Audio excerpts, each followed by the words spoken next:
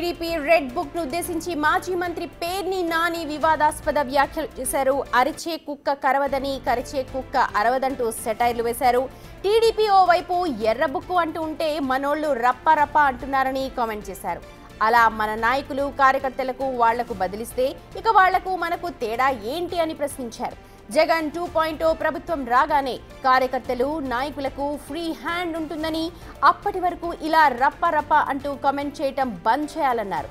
చీకట్లో కన్ను కొడితే జరిగిపోవాల్సిన పనులు పట్టపగలు మాట్లాడుకుంటామా అంటూ హత్య రాజకీయాలను ప్రోత్సహించేలా ఆయన మాట్లాడిన మాటలు ప్రస్తుతం పొలిటికల్ సర్కిల్స్ లో హీట్ ని పుట్టిస్తున్నాయి. అయిపోవాలరా నోరు తెచ్చి రప్ప రప్ప ఎన్నిసార్లు అంటారు? సిగ్గు శరం ఉండాలి మనకి.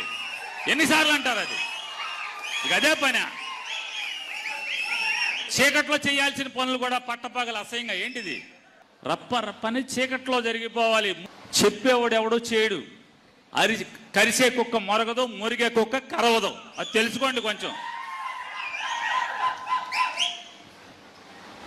కరిసే కుక్క సైలెంట్కి వచ్చి లటక్కని కలుస్తుంది. నీకు చేతనైతే రేపు గవర్నమెంట్ వచ్చిన తర్వాత ఎవడెవడు తప్పుడు వేషాలు వేసాడో ఆయన కరిసేయి. దానికి చెప్పాలి, ఎవడికన్నా చెప్పాలంట. రెండో గండి చెప్పాల్సిన పని లేదు. జరిగిపోవాలి. తర్వాత మీరందరూ కలిసి పలకరించాలి. ఎట్లా జరిగింది, ఏం జరిగింది, ఎవడు చేశాడని వెళ్ళండి. అరే చీకట్లా కన్ను కొడితే అయిపోవాలరా నోరు తెచ్చి రప్ప రప్ప ఎన్నిసార్లు అంటారు? సిగ్గు శరం ఉండాలి మనకి.